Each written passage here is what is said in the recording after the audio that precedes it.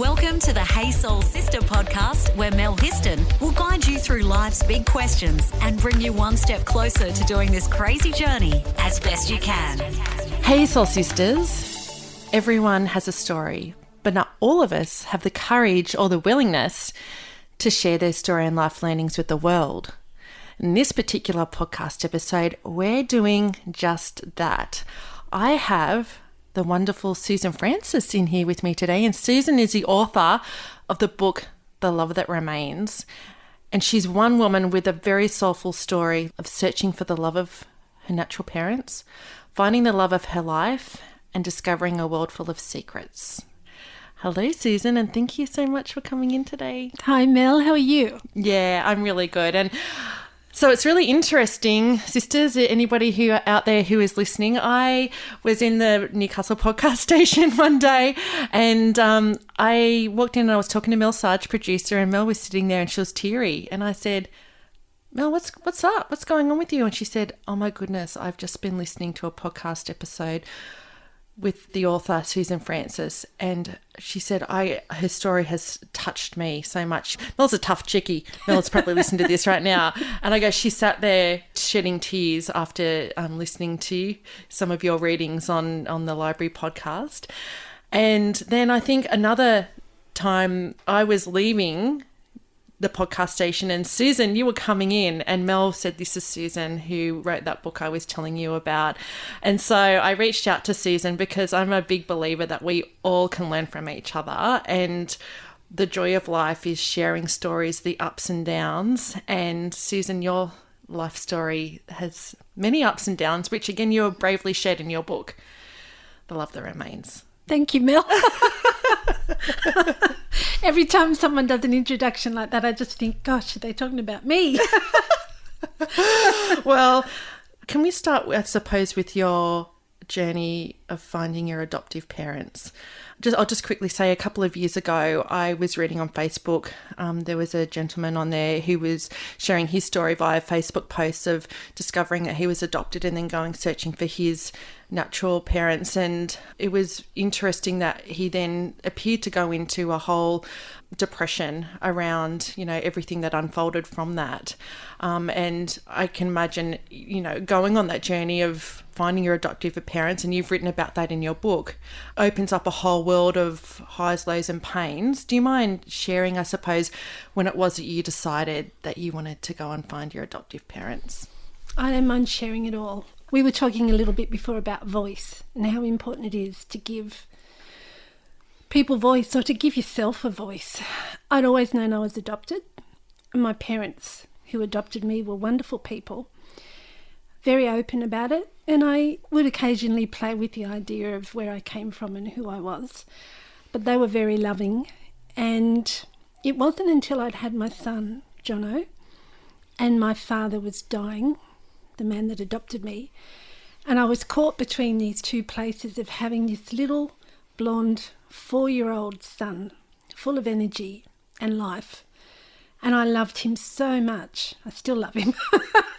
And my father, who I also loved, who was dying from lung cancer, and I'd returned home to look after him so he could die at home. And I very clearly, he too had never known who his father was, because his mother had him in Melbourne. She was unmarried, came back to Grafton, and she would work at the pub, and he was farmed out to a family, a church family, so he would see her on occasion, but felt terrible shame and a terrible sense of separateness, and also not really knowing where he belonged. So there was nothing solid behind him. So as he was dying, literally, or not literally, but as he was dying in the days before he died, he said to me, it's very important that you go searching for where you come from. And I suppose it was a combination of him dying, and I admired my father very much, even though he was a bit of a tearaway and unconventional in many ways. I admired him very much, and so when he died, I decided that was the time to go looking. Did that feel I'm going to use this word, it might seem strange, but did that feel like a bit of a gift for you? And I say that because we hear stories of people who know they're adopted and they want to go on the journey to find their natural parents, but their adoptive parents don't want them to do that. You know, so for him to say that to you, that's almost like that's the permission and the release that that's okay. I feel like I was given a gift in two ways. I feel like I was given a gift with the parents who brought me up. You know, it wasn't an easy household, but I feel that my father and I could have been father and daughter in a blood family. We were very similar, and I really respected and admired his intelligence and the books that he read and his willingness to not just follow the rules. So it was a gift with the parents that I was given to, and it was a gift that he said that to me, that he decided in the last weeks of his life that one of the things he really needed to tell me was this. Yeah. And so how did you then start that journey of finding your natural parents? Well, it's a very long story, so interrupt me. Just tell me to be quiet when I need to be quiet. Because you reached out to your mother first, didn't you? Your natural mother first. So in I think it was 92 or 93, very soon after my father had passed away, they changed the legislation in New South Wales, and you could finally access your original birth certificate. And since I'd had the birth certificate that was not my original birth certificate, I'd always felt a little bit resentful that I could not have access to information about me. I just couldn't understand. Yeah, it's like you have a right to know. It's your life. Exactly. And that always irritated me a little bit. And then after Dad died and you could access this information, I was kind of like the first person in line. And, you know, there on the original birth certificate is my mother's surname. And there were so many extraordinary moments, and it's very difficult to explain to people who aren't adopted what it's like when you're finally seeing these points of identification. Oh, that's who she was. That was her name. And it took a long time to find out where she was because she'd married again. And so the process was long and involved, and it was like a detective story. And then I reached out to her with my mother, who'd adopted me, in the room at the same time. And I rang her. Were you scared? Oh, ringing terrified. her? I was terrified. And I'm really glad my mum was there. And Jono was in the house somewhere, my son. I was really anxious to ring her, but I just didn't want to waste another second. Now that I had the telephone number, which had taken me quite a long time to access, I really wanted to do it now and find out who she was and find out who I was. And did you have any expectations of what you thought, how that telephone conversation would unfold? I think you would expect that I would have had some kind of expectation. I just thought, thoughtlessly, that she would be happy to hear from me and she would be willing to give me all this information, but she wasn't. Yeah, because you go, that's the fairy tale, that's the dream, is that you contact your, for people, I'm guessing that have been adopted, that they finally find their natural mother and they're like, oh, I've been searching for you my whole life as well, I guess. A little bit. It was more like, you're you and I'm me, and there was this thing between us that happened, and I would like you to give me the information that I so badly want to determine who I am. And she would not. Wow. She would not. And she was furious with me and screamed at me down the phone. And I ended up crying, and I'm sitting on the chair crying. And I remember Mum taking the phone, because we used to have phones. Mum taking the phone and just repeating over and over again, Susan is a good girl, she's a good girl, she just wants to know where she comes from. And that really started burning a hole in my heart. That really started a lot of anger. I can imagine. It's like, again, you ring up this woman that's your natural mother And for her to be rejecting, I can't imagine what that would feel like. Yeah, and I don't think I was feeling. I think I was just in this incredible emotional shock. And it took me a while to sort out how I felt. Yeah. And, you know, I've looked at a lot of studies since, and I did totally the wrong thing by ringing her without allowing her to know that I was going to ring her. So I got the feeling when I was talking to her on the phone that she blamed me, that she was ashamed of me. And I said recently to someone that she made me feel cheap, because she said to me, "We have very good solicitors, don't contact me again. If it's money you're after, you're not going to get it."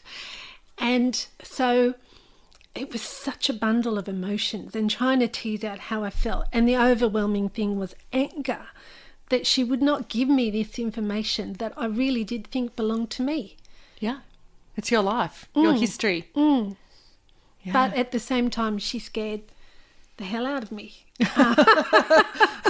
because she was so strong and so dominant and so aggressive. Yeah.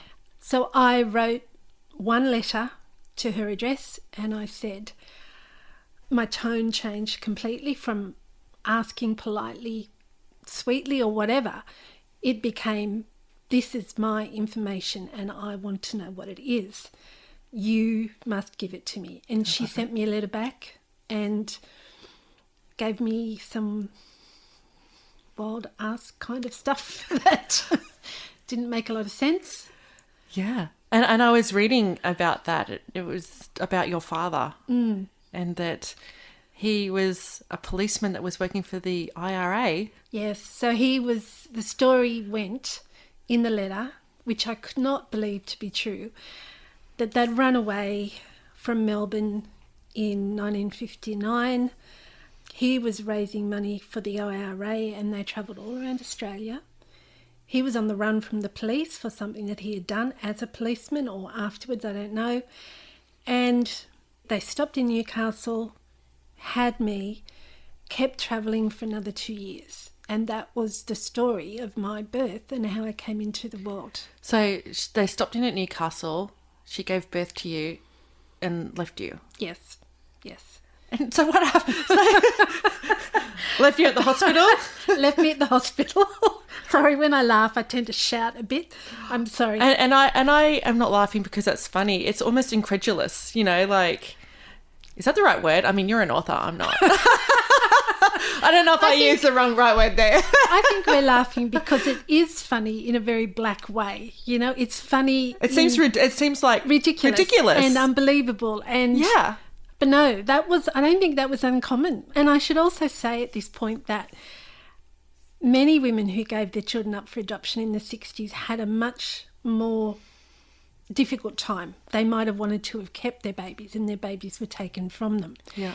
And, you know, I kind of thought that was going to be my story, that she was an unmarried woman and they took the baby. But no, I was freely left behind while they travelled Australia raising money for the IRA. It's like something like a crazy movie. I know it is like a crazy movie. And I had images in my head of what they must have been like and what they were doing. And she said in the letter that he was incredibly charming. He was Irish, he was good looking, and that I think she must have been madly in love with him. Yeah. And some nights there was a lot of money, sometimes there was no money, and all the time he was raising money for the IRA.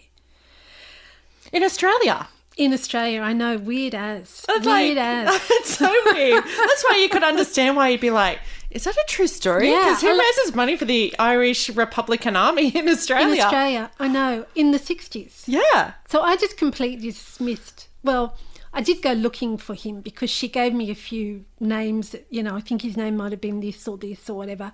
And I went looking for someone of that age. But I could never find him. And so at that time I gave it all up and gave it away. And that was about 93 or 94. So you decided, that's it, I'm just going to lay that to rest. Yeah. Yeah. So was that before or after you actually found your biological sister? So that was before. Yeah. So fast forward 20 years and... So this is in the early noughties? No, this is around about 2010. 10, yep. And my best friend had cancer, and she'd been my friend since we'd been 10, living in New Lambton Heights, going to Lambton High School. And there was my other best friend, Di. So the three of us, very, very close. And Liz had been adopted. And so when she died, and my father had died, and my mother had been diagnosed with Alzheimer's, and I suddenly realised if I didn't do a final search and find out if that was the truth, I would never know, because perhaps they were dying or were dead. And that's when I decided to give it one more push. And once again gave her no notice, rocked up in Brisbane at her address, demanded answers. She gave me the name of somebody very different to the name that was in the letter. We went looking, found him down towards Victoria, or found that he'd been in that town around the same time as my mother. Went down there. This was the most surreal part of the whole story. Yeah.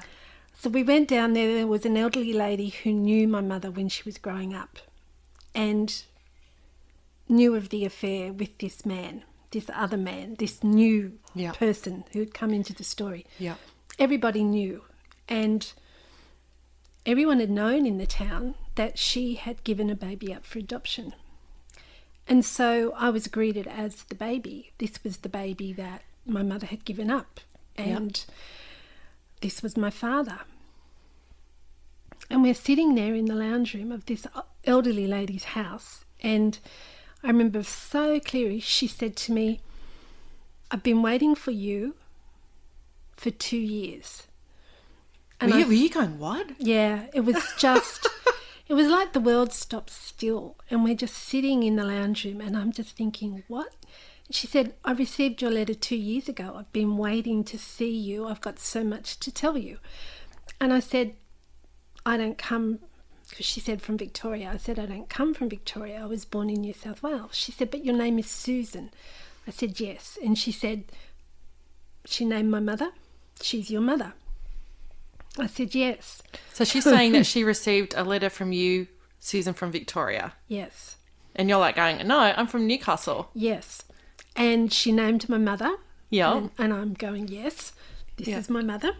I've got the birth certificate." So she hobbled out of the room. She said, "I'm going to get the letter." And she came back, and I remember her hands are shaking, and she's got this handwritten letter in her hand. And it is from Susan in Victoria, whose mother is my mother, who was born 18 months before I was. So there are two Susans, both adopted out. So your mother had two daughters. Here we are laughing again. But I'm laughing because it seems like bizarre that so your natural mother gave birth to two daughters 18 months apart and called them both Susan. Not quite. Okay. That's what I'm thinking. That's what everybody's thinking. Going, what? There's two Susans? So it's true, she had a daughter 18 months before me, and she adopted both of us out. Yeah. But one was born in Victoria and one was born in New South Wales. She had named the girl in Victoria Susan. The woman who adopted me had called me Susan. Oh, okay. But in the moment... you're going, "We're both called Susan?" I know, and it really plays with your sense of who you are. Mm. And I can imagine. yeah, that there's and it wasn't even that I had a sister. It was that, and she was a half sister because it turned out that her father was different to my father. So first up, okay, who is my father? Yeah. This is not my father. This is that Susan's father. Wow. But also, it felt like, and I said in the book, it's like that movie Sliding Doors. You feel like I'd gone in one direction, chosen to go through the doors or whatever, and Susan, the other Susan, had gone in the other direction. And I had these crazy thoughts like, are we the same? Are we kind of like replicas of each other? Like, how much are we alike? Is she living my life and am I living her? Like, it was just a very, very strange experience. Oh, and again, I when I was laughing, I'm not laughing. You know, I know. It just seems. I laugh about it because when I tell it, I know, and I have to really concentrate because it's a very complicated story. Yeah. And each bit adds to the next bit. And so when I'm telling it, if I, because I'm nearly 60, if I get a bit out of order or say the wrong thing, then it doesn't add up. So it was this series of strange, coincidences, events, a lot of work. It took me a lot of time to go through all this, a lot of emotional, I'm not going to call it pain, but it was a lot of confusion. Turmoil? Yeah. Yeah. Yeah, exactly. Support us, Sista, and leave us a review whenever you listen to the podcast. And so you ended up meeting Susan. I did. And Susan was lovely, but after we met, we didn't see each other again. And she didn't really want to continue a relationship, and nor she decided after meeting me did she want to meet our mother, because she'd never met her before. And did you kind of tell her about the experience that you had as well? Yeah. And she told me about her experience, and her adoption had been quite different to mine. There was piles of paperwork talking about our mother and our grandmother and the father, whereas with my adoption there was no paperwork whatsoever. And I totally respect her decision, and I still respect her decision, because she had the grace to meet with me and to share her story. And really it's the chase of knowledge, it's the chase of information. So it wasn't for you, it wasn't a chase, I want to have a close relationship. No. I just want to know who I am and where I come from. That's exactly right. Yeah. So I'm not chasing a sister or chasing a mother or any of that. I'm just chasing information that I think belongs to me. Yeah. It's very complicated, isn't it? No, but I suppose it's life, isn't it? It is. It's very much life. It's, in all its shades. Yeah. Yeah. Absolutely. And again, we're all blessed that you're so willing to share that with all of us. Thank you. Yeah, absolutely. Because there will be people reading your book, maybe listening to this podcast or other interviews that you've done that may have been in a similar situation, or, and that will give them some sense of they're not alone. No. And I don't say that chasing information for who you are is for everyone. Some people aren't as obsessed as I was about it. But for me, it was everything. And, we talked earlier about a voice, giving yourself a voice. And for me, until I knew my background and knew the story, then I didn't have a voice almost, which is the reason I wrote the book. Yeah. To write myself onto the page, to say, this is me, all that information that people kept from me for such a long time. Yeah. This is me. Yeah. So you went on to search for your father, but in the meantime, you found the love of your life. I did. I found beautiful Wayne. Tell us how you met Wayne. I met him online. It was a very kind of stereotypical and not terribly exciting. But he was a gold miner. I was teaching out in the Central West near Dubbo. And you were in your early 50s? I was, look, all the dates get confused, but I think I was around 53 or 54. Yeah. So not very long ago. Yeah. And teaching was hard, and I'd left one very bad relationship, and he'd come over from the West, and he was mining in Orange. And really both of us were just looking, he would say I was just looking for a woman to take out to dinner. But I knew as soon as he walked through the gate that he was different and special and gorgeous. and I just, I would look at him and think, as our relationship unfolded, and he would tell me all the time, believe it or not, he would tell me all the time how beautiful I was, how he loved me, and he just bolstered my confidence and my sense of who I was. And it felt like I was being loved unconditionally. Someone looked at my funny face or my fat belly or my whatever was wrong with me and still loved me and still found me beautiful and would tell me all the time, you know, how he felt about me. And that's because he saw the real you. yeah, and now I'm going to get all teary. I haven't talked about it for a while. He was a beautiful man. Yeah. Do you know what? It's so wonderful that you met this beautiful man. Because some people go their entire life and they never meet that beautiful soul that becomes the love of their life. No, I was really lucky and blessed. You know, I don't like using that word a lot, but I feel that because he came into my life and we went through everything that we went through and afterwards what happened, I feel like I'm the person I am today without any need to get into a relationship again. Whereas once upon a time, it was about relationships and using them to anchor myself and find my sense of self. These days, I really find myself good enough. And part of that is because of him and everything that we went through. I don't know you really at all, but you're amazing. I'm not. Do you know, it took me half an hour to put my ankle boots on this morning. They don't tell you as you get older that it gets really hard.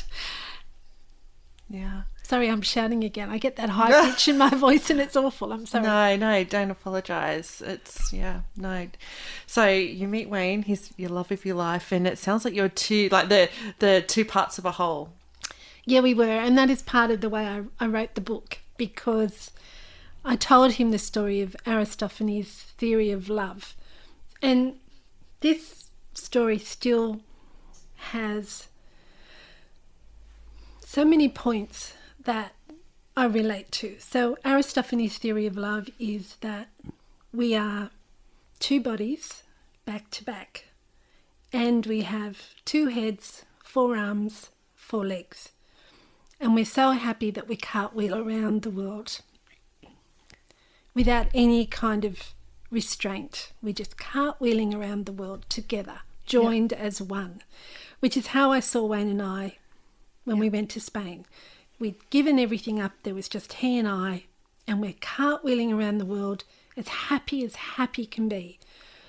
And then the story goes, the myth, because you're so happy, the gods come down and they separate the 2 of you apart. And then for the rest of your life, you're searching for that soulmate or for that love that was taken away from you. So what comes first? Is it, you know, I don't know what comes first. It's almost a circular story. But for me, yes, we were so flippant in our happiness. And I mean, we gave everything away. We sold everything. We gave up our jobs. It wasn't that we just had heaps of money and went to Spain. That isn't what happened. We wiped out everything to go to Spain, to be together, to have this grand adventure. He was nearly 60. I was by this time 55, 56. Give up everything. We're together. We're going to go to Spain and we're going to live, he said, before we die. We're going to live. And that's what we were doing. Let's get soulful on social media. Search the Sister Code Facebook page and follow us on Instagram. So how long were you in Spain together for? We were there 6 months. Yeah. So we'd established this little flat underneath the Alhambra fortress. Like, just stunning. There were no cars. You had to walk everywhere. Yep. So you set up a home there? Yeah, we set up a home. We had a 12-month lease in this little flat. And what did your days look like in Spain together? Our days were... So to start with, our days were freezing. It was snowing when we got there in January, believe it or not, in Spain. That is funny, because I always think of Spain as being sunshine and flowers. I know. And but we're right under Granada, is under on the slopes of the Sierra Nevada mountains, and there are snow fields above us. So to start with, it's freezing cold and it's snowing, and we're trotting through the streets to go to our Spanish lessons, and, you know, there are no cars, so you're on up and down, because Granada kind of is like a V. The river runs through the bottom and then up either side. We were on one side and our Spanish classes were on the other side. Yep. So, you know, you'd get up and you'd we got very fit very fast. The rest of our days, so we'd finish classes at maybe 11 or 12, and we'd sit in the sun by that time, eating tapas and drinking alcohol and watching the world go by. And it was just glorious. It could not have been. It was perfect. It was, I say in the book, it was the most perfect time in my whole life. Wow. That's beautiful. Yeah, Sell it everything and go on an adventure. Yeah, and we Together. didn't know where we would go when that finished. But yeah, it was stunning. Yeah. Yeah. What was your fondest memory in Spain? Oh, no one's ever asked me that before. I think, honestly, just walking through the streets, hand in hand, Yeah. in a foreign place, surrounded by a language that we were trying to learn, new experiences coming to us all the time. Yeah. You know, I would be looking around all the time. That's what I like, just walking the streets. Yeah. Yeah. And so after 6 months together in Spain, what happened next? So, believe it or not, sitting in squares and drinking wine sometimes begins to feel a little bit, oh, we need to do something different. We need to not squander this time. And so Wayne's 60th birthday was coming up, and we decided to drive, because he really missed driving, hire a car, drive up into France, and then make our way back around the top of Spain into Portugal for his birthday, because he'd always wanted to see Portugal. And so he hired the car, and we drove up to the south of France, and, you know, beautiful as you can imagine.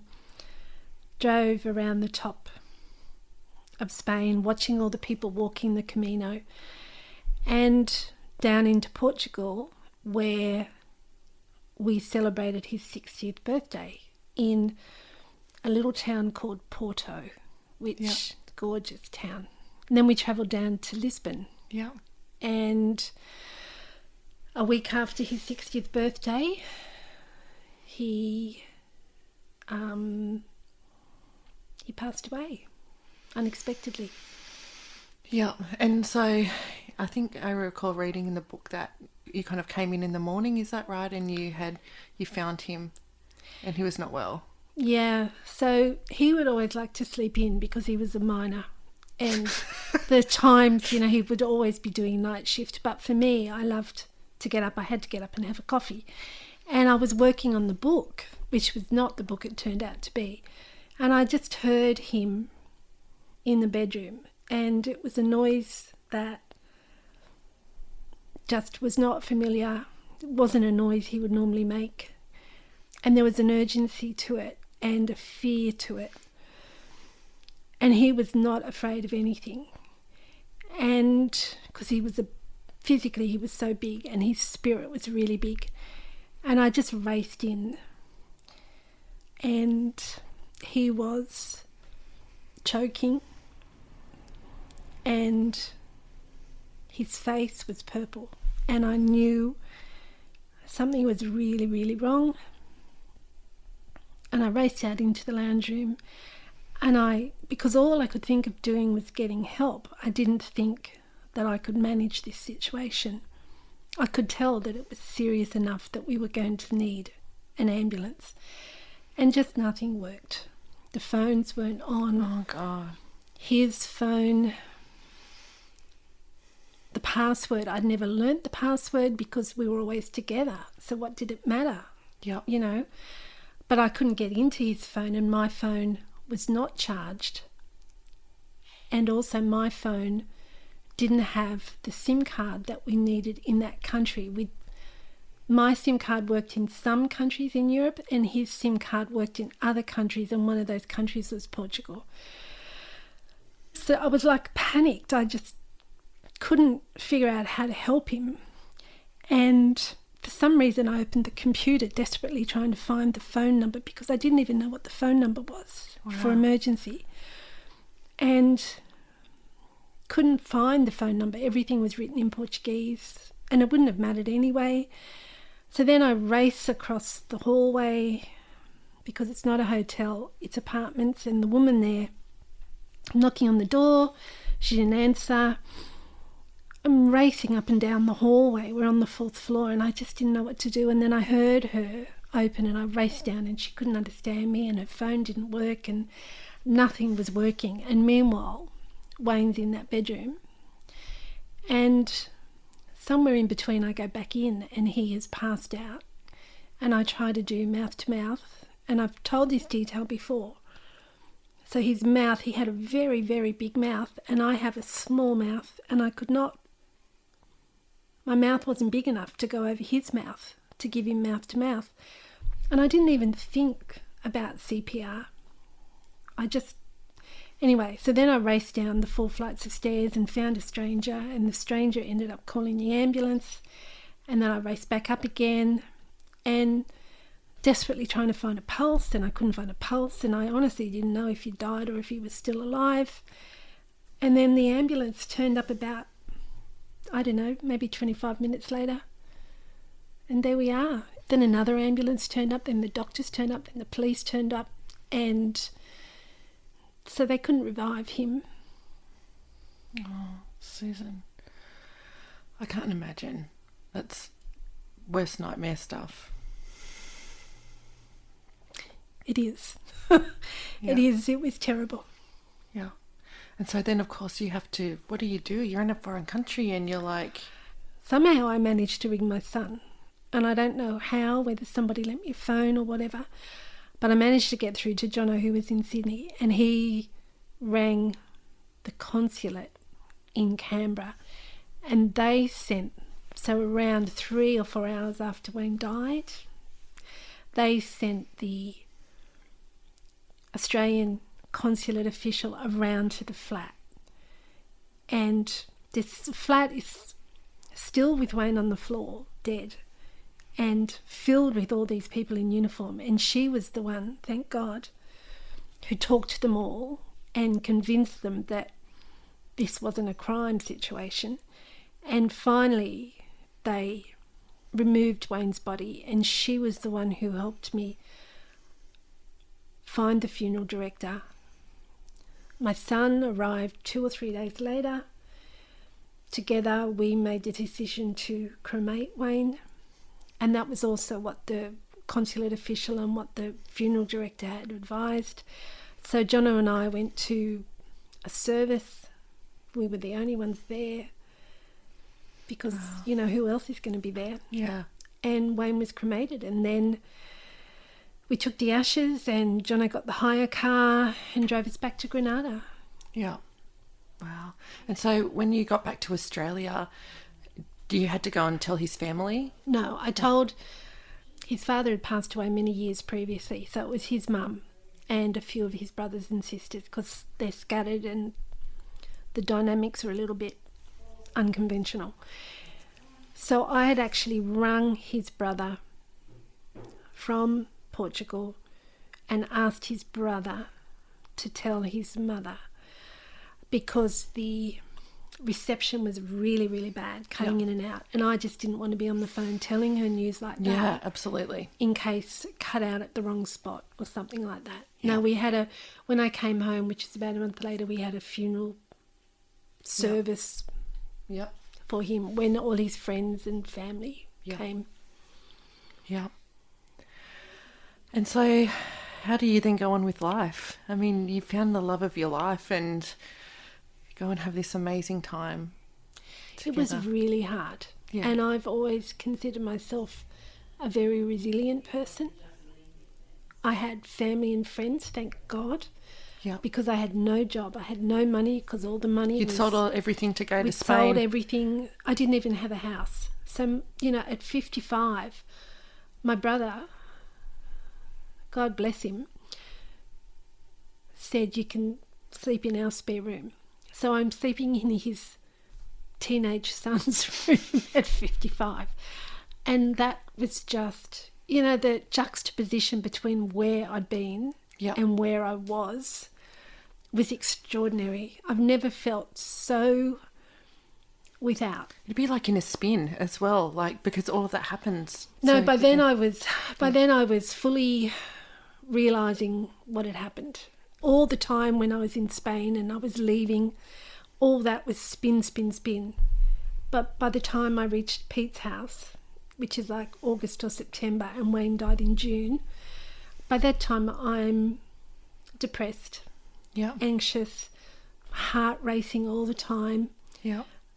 Full realisation that I had nothing. I didn't have my husband, and then after that, so much. And how do I start my life again? Where do I start my life again? Like, what is my life? Who am I? Yeah.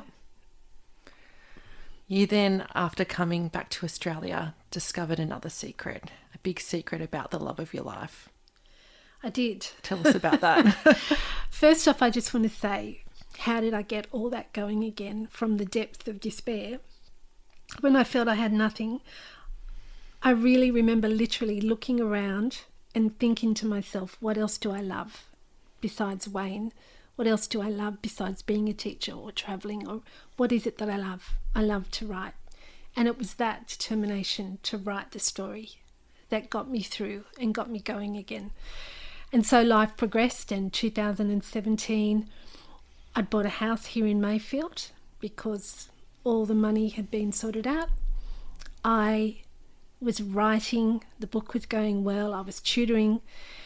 And then I remembered something that had happened in Portugal, and I said to Wayne's mum, what was that about? What did that mean? And that's when she told me what had happened in New Guinea. And that's when I knew I had to go to New Guinea and find out what the truth was. Once again, another quest to know the knowledge. Yeah. Because unless you know, you can't be yourself and you can't live your life. Yeah. And so what did you find in Papua New Guinea? So I found the truth about what had happened that night.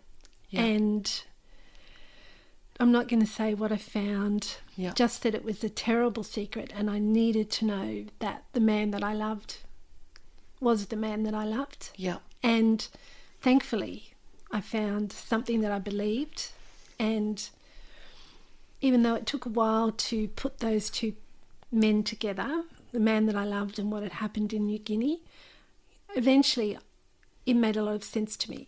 And what it made me understand, people actually keep secrets from a sense of vulnerability. Yeah. So lovely, Susan. What have been the key things that you've learnt about life? And I'm going to say that's one of them. People keep secrets from a place of vulnerability. Yes. And people want to be loved, and they're afraid that they're not good enough to be loved. And that's why they keep secrets, or they keep part of themselves hidden away. Yeah. That's similar, but I think that's important. We're all so anxious to have someone to see us for who we are, to really see us. And if that person isn't in the world, are we still seen? Do we still exist?